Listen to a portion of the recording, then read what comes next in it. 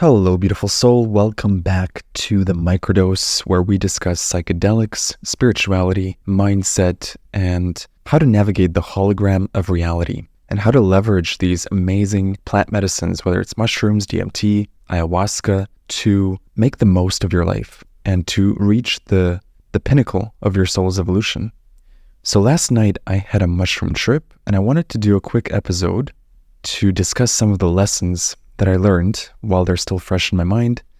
So first things first, this mushroom trip started off really slow and gentle. Sometimes when that happens, and I can feel it kicking in, but it's not really kicking in quickly the way like a really strong trip can just, within 20 minutes, you're flying. This one was taking a while, and I remember feeling a little bit frustrated because you're in that in-between place. You're not fully sober and able to use your logical reasoning mind, but you're not fully tripping and tapped into your higher self, your higher intelligence, source, divine love, God, whatever it is that you're communicating with. You're sort of in an in-between state, and it can be a little bit frustrating because you can feel like you're stuck, especially if any negative thoughts come to mind and you start going deeper into them, you start looping them, the problems of your life, the challenges you're facing, they all start floating up to the surface, which is good. But the mushrooms have not kicked in quite fully yet. And so you're in this soup of challenges and issues and things you've been thinking about, but without the guidance of the shrooms. I remember feeling frustrated, and I had to remind myself, okay, we've been through this before. When a trip takes off really slowly, it can feel like nothing's happening. It can feel frustrating. I had to remind myself to just stay put and just ride it out. And, if you've listened to my podcast, I talk about surrender all the time. This is where surrender comes in. This is in the moments where you feel stuck, you feel like nothing's moving, you feel like things are floating up to the surface, but you don't have the tools to deal with them. That is the moment where you surrender and you trust that the trip has just started and you don't know where it's going to lead. Actually, one thing that helped was I looked at my timer, because I always set a timer on my phone when I start tripping. And I looked at it and it's only been 1 hour. And I was like, oh, okay. Because, time expands even in that first hour.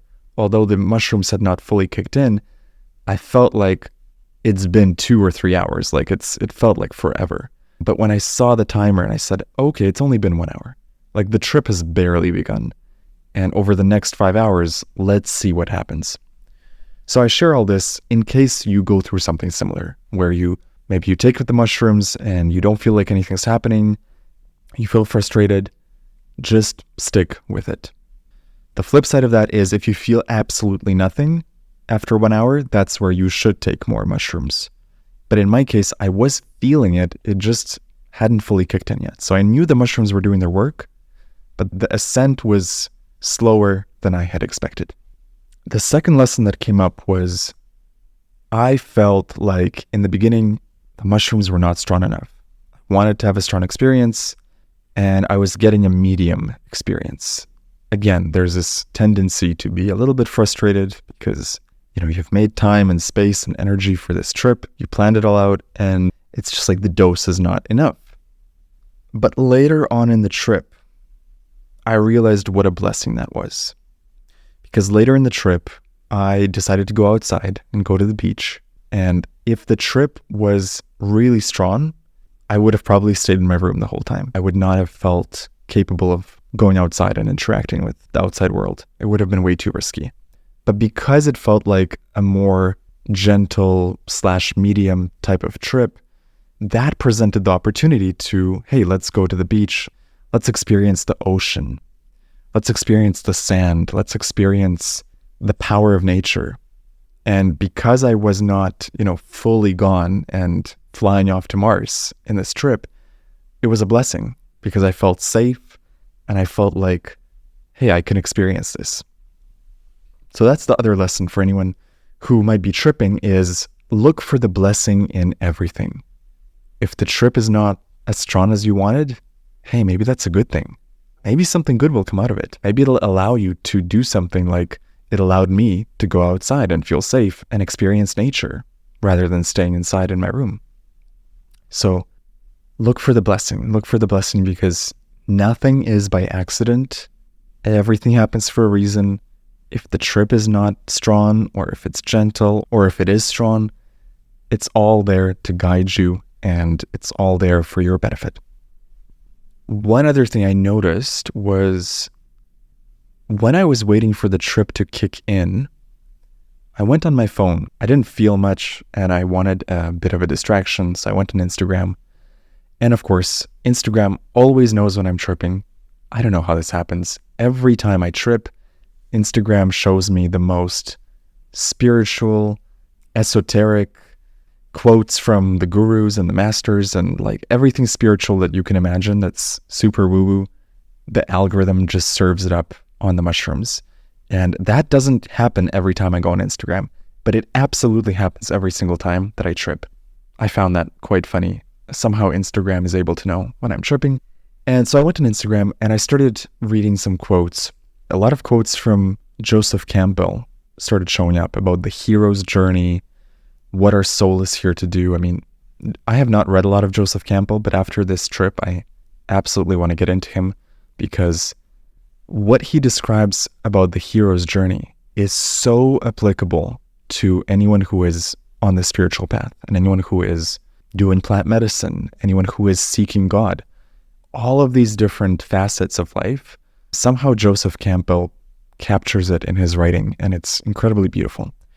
But the reason I bring this up was, and this has happened a few times in other trips as well, when I read quotations from the classics, from Ralph Waldo Emerson, from Neville Goddard, from Joseph Campbell, from these masters and teachers, whoever you resonate with, you don't have to use the names I've been mentioning here, but whose ever writing touches your soul, I find that it's really helpful to read some of those quotations either before the trip or as you're starting to trip.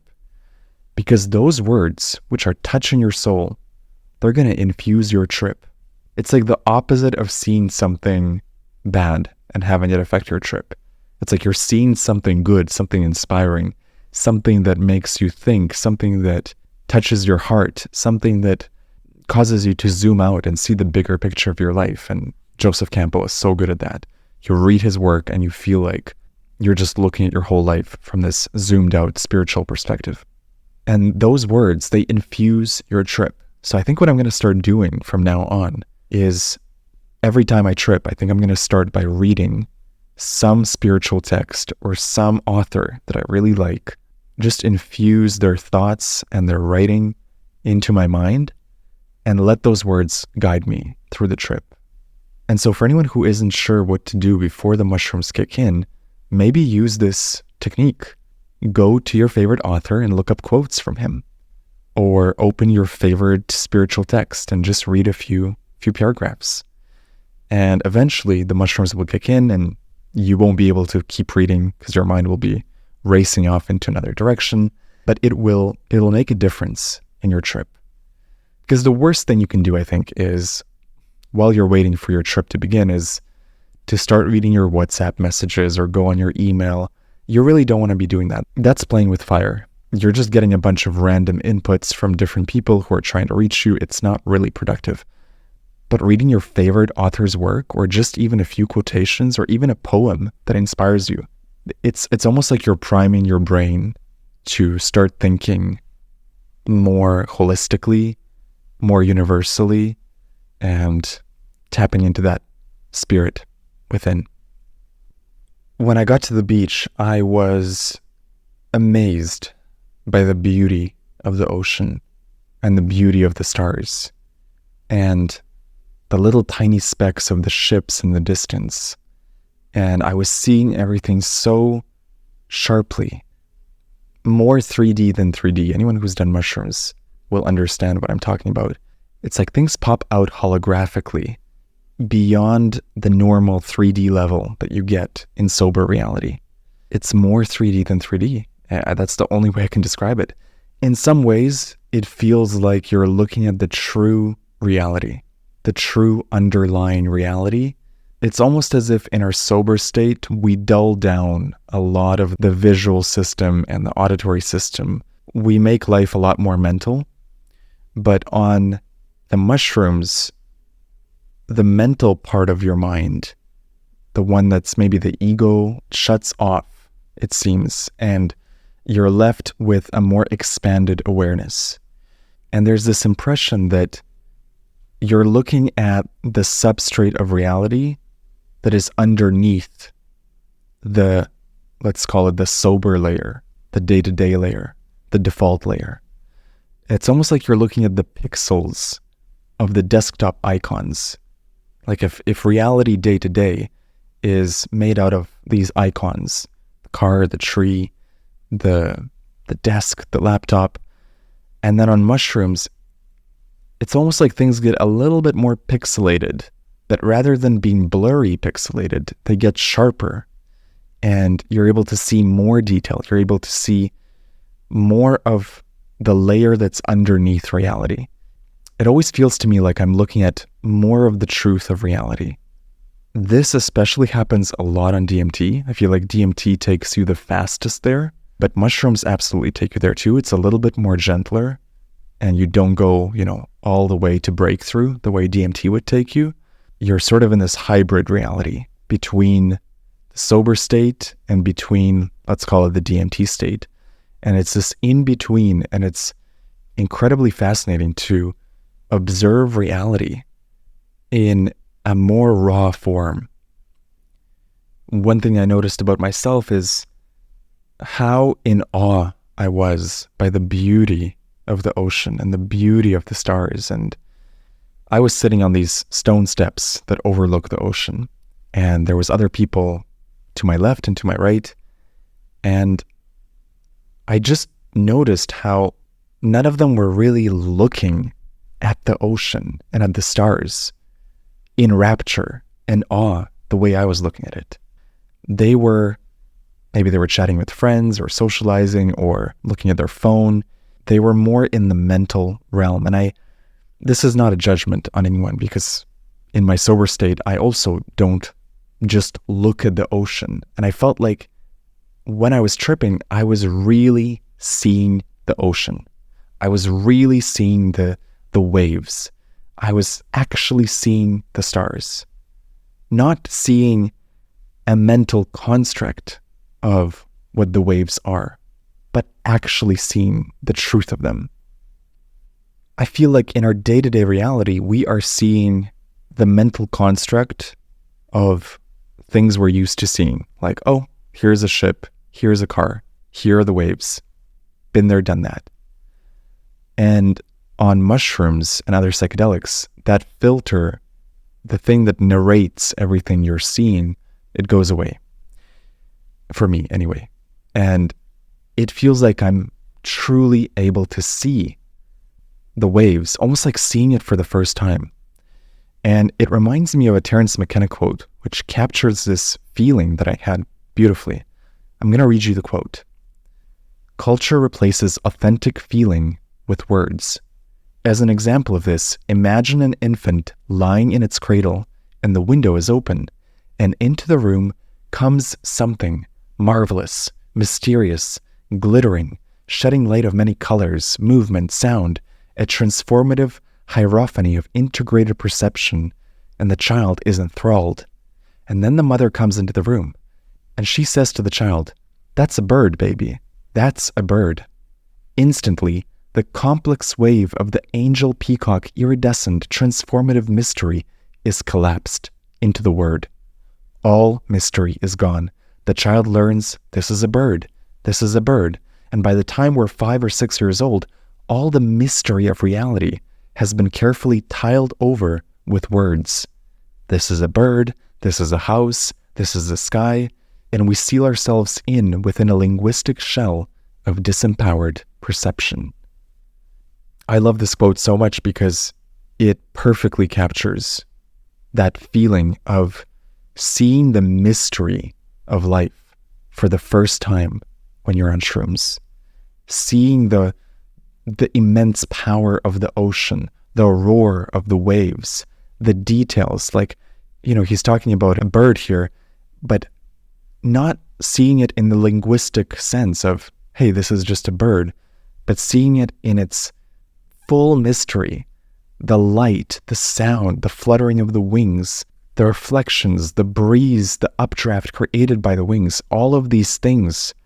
And it seems like when we grow up, we reduce all of these incredible sensations into words. Like Terence McKenna says, we seal ourselves in within a linguistic shell.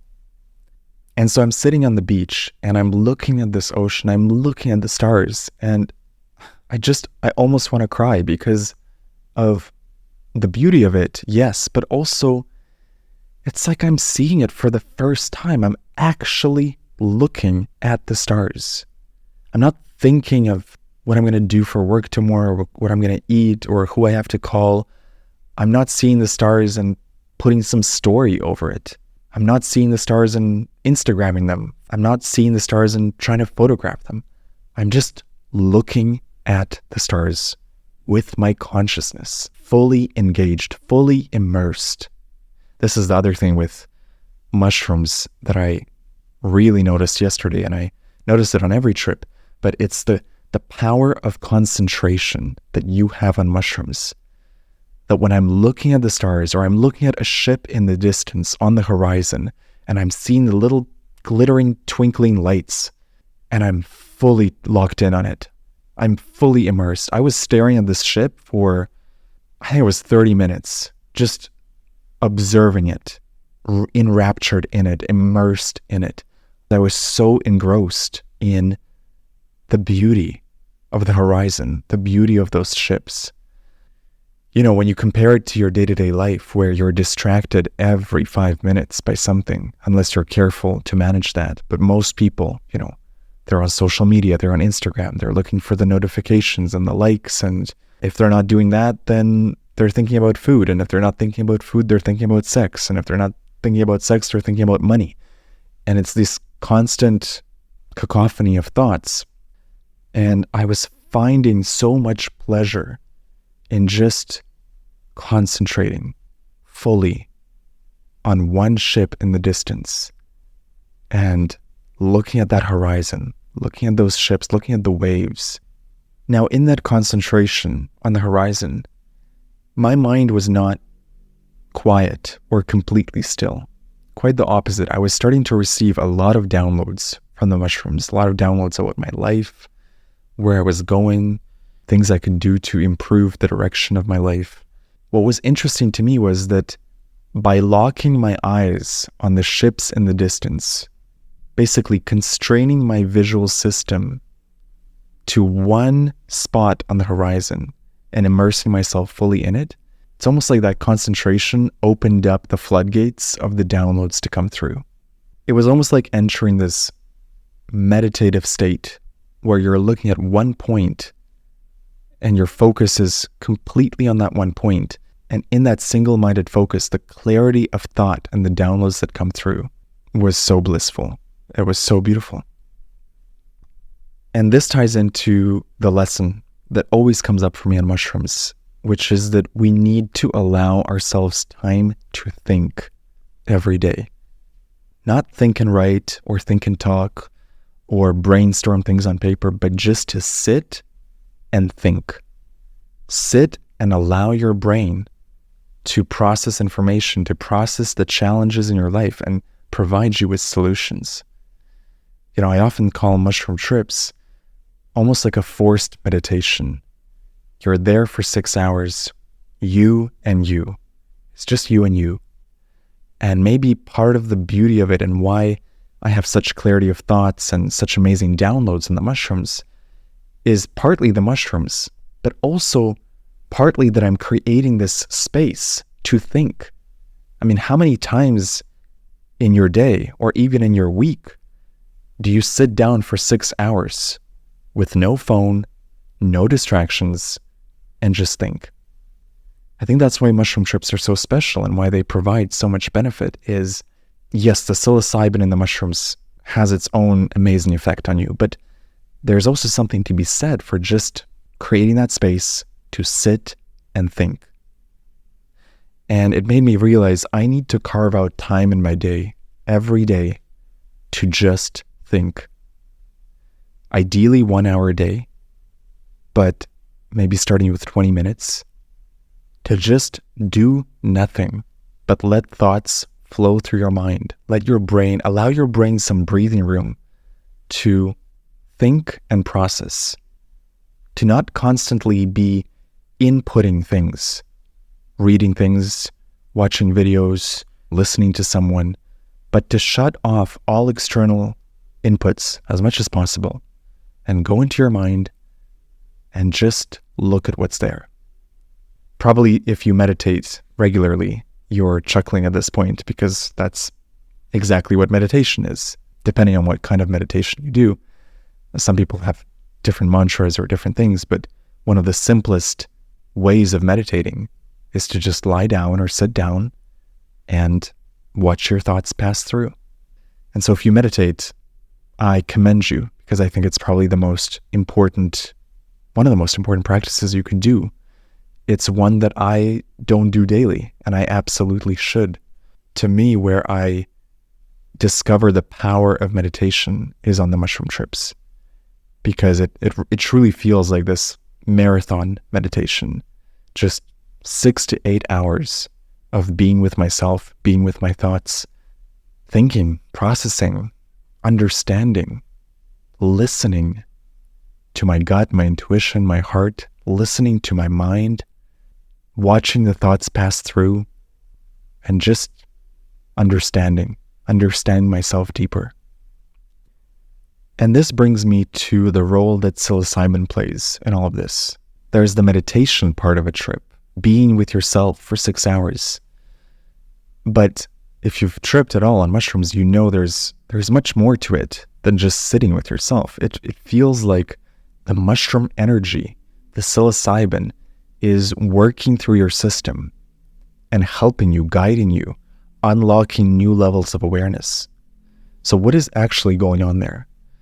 What it feels like to me is it feels like all the connections in my brain, all the neurons, are suddenly communicating with each other along lines of thought that are free-flowing and not constrained by previous patterns of thought.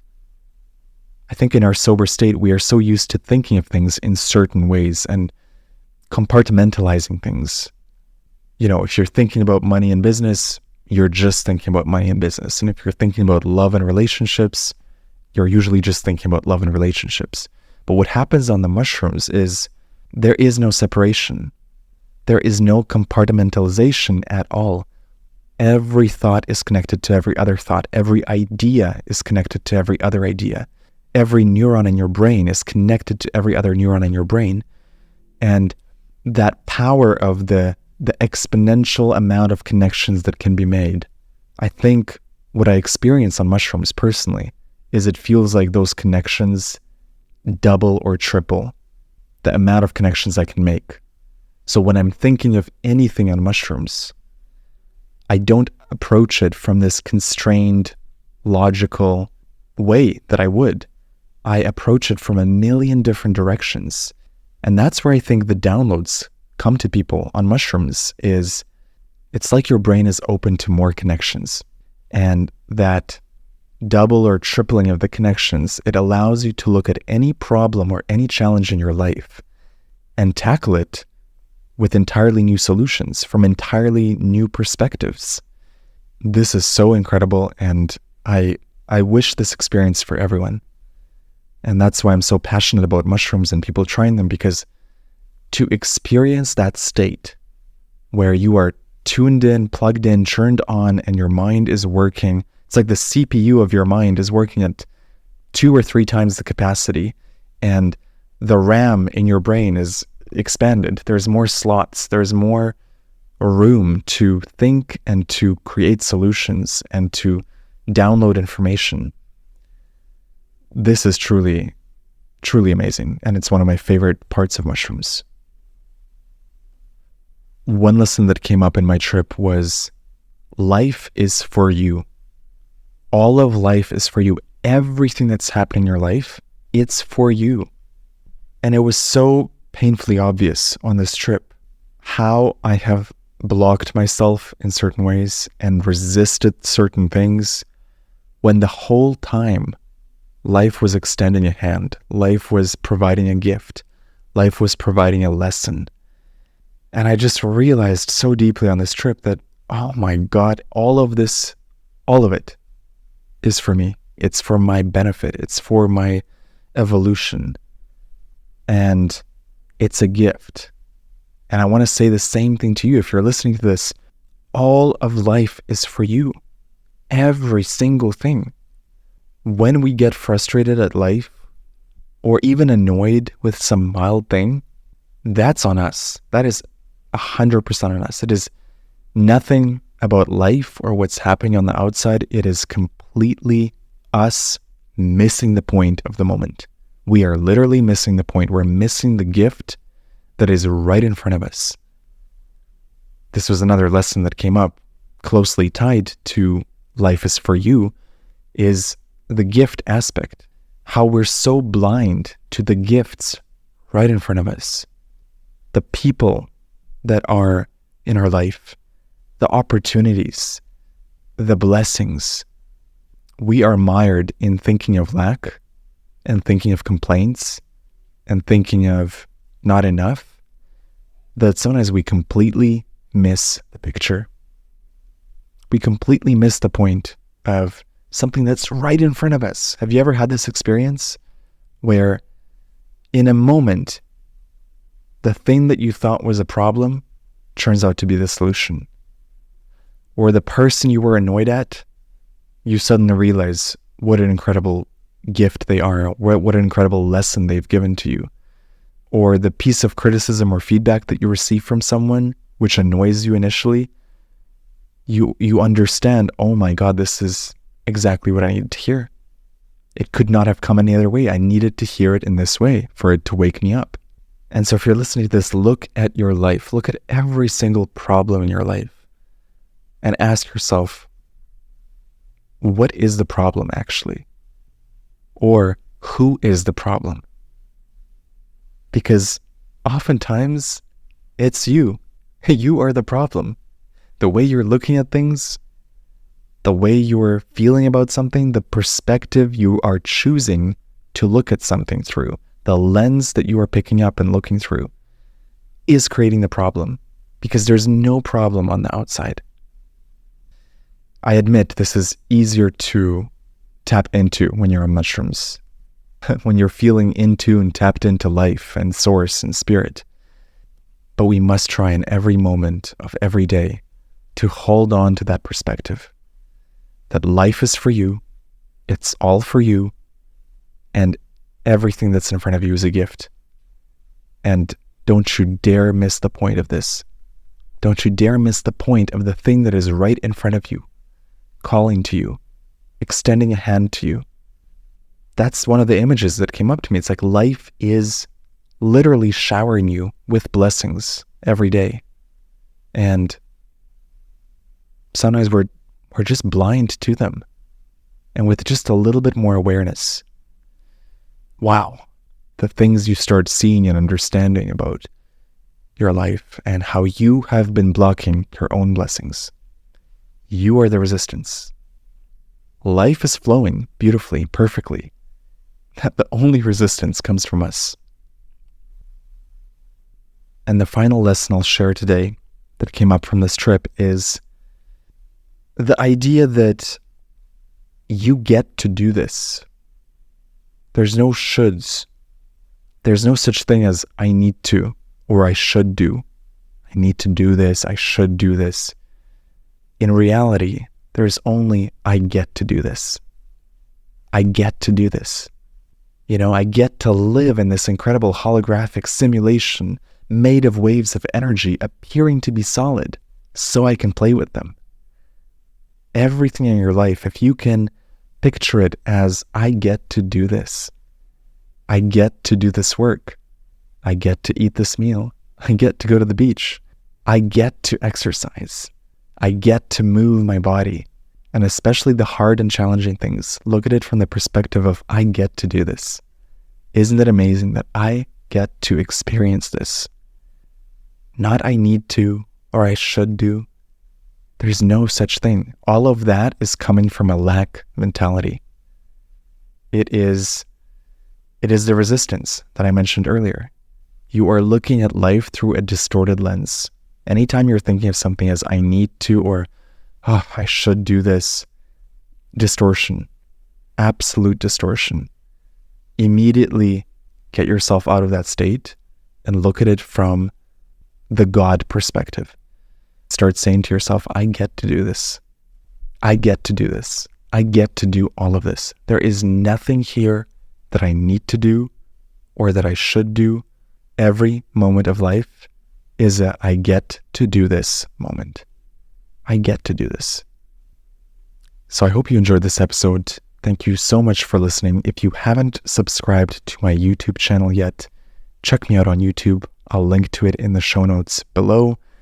And if you're not subscribed to the Spotify or Apple podcast, go to the Microdose on Spotify or Apple and please subscribe.